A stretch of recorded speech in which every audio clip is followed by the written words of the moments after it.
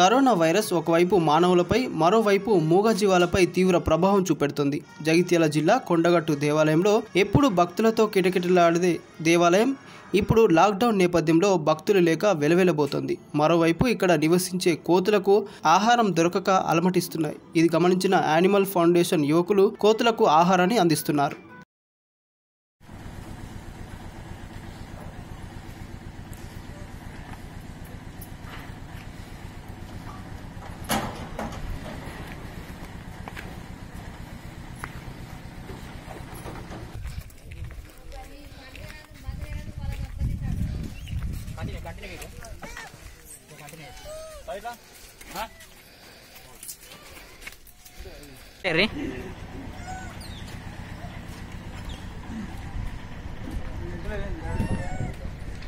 బియ్యం తిన్నారా? ఇప్పటిదాకా బియ్యం బుక్కినాయి అప్పంచలే. భారత ప్రభుత్వం దేశవ్యాప్తంగా లాక్డౌన్ ని ప్రకటించింది.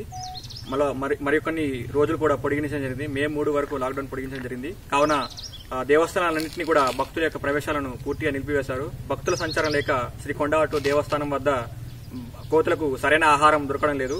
దీన్ని గమనించినటువంటి మా మిత్రులందరూ వారి సహాయంతో ఇక్కడ ప్రతిరోజు కూడా మేము అరటిపండ్లు, టమాటాలు, ఇతర ఆహార పదార్థాలు కోతులకు అందజేయడం జరుగుతుంది. కోతులను యొక్క రక్షించుకోవాల్సిన యొక్క ప్రధానమైన ధ్యేయంతో మేము ఈ పనిని ముందుకు తీసుకోవడం జరుగుతుంది.